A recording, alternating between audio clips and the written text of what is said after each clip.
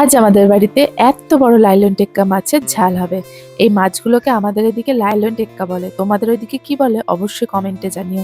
আর এই মাছগুলো কিনে পাঠিয়েছে আমার ভাই। সব থেকে বড় হচ্ছে এইটা, দেখো কতটা বড় সাইজে। তো চলো মাছগুলোকে আগে কেটে ফেলি। তো এই যে আমি এখন বসে গেছি কাটতে, আর মাছগুলো রান্না করবে কিন্তু মা, আমি ভালো পারি না। আর এদিকে আমার সমস্ত মাছ কাটা হয়ে গেছে, ধুয়েও নিয়েছি পরিষ্কার করে। আর যেগুলো ছোট সাইজ সেগুলো রেখেছি গোটা, আর যেগুলো একটু বড় সাইজে সেগুলো দু অর্ধেক করে নিয়েছি। তো দেখো তাও কত বড় বড় সাইজে। আর এদিকে কিছুটা মাছের ডিম হয়েছিল, সেটাকেও ধুয়ে রেখে দিয়েছি। তারপর এই যে স্নান করে চলে এসেছি। আর মা এদিকে রান্নার জোগাড়টা করে নিচ্ছে। তো প্রথমে লবণ হলুদ মাখিয়ে মাছগুলোকে কড়া করে ভাজতে দিয়ে দিবে, আর আমাকে এদিকে বললো যে মশলাগুলো লাগবে সেগুলো কেটে দিতে। তো মা এদিকে এই যে গরম হয়ে গেছে তেল, আর মাছগুলোকে ভাজতে দিয়ে দিয়েছে।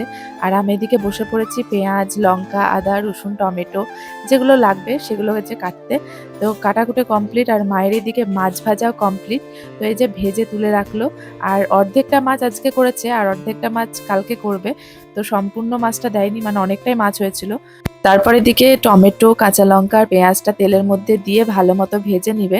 আর এদিকে আমাকে বললো মশলাটা বেটে নিতে।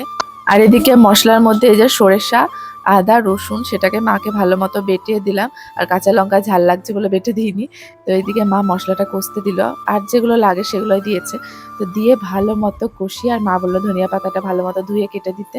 তার এইদিকে মা জল দিয়ে যখন ঝোলটা ফুটে উঠেছে তখন এই মাছগুলোকে দিয়ে দিয়েছে। তো ভালো মতো যখন ফুটে মানে ঝোলটা একটু মরে আসবে তখন এই যে ধনিয়া পাতাগুলো দিয়ে নামিয়ে নেবে। তো এদিকে আমাদের মাছের ঝাল পুরো কমপ্লিট, আর এদিকে খাওয়া দাওয়া করতে বসে গেছি। মা এই যে ভাত বাড়ছে। তো আজকের মতো সবাইকে টাটা।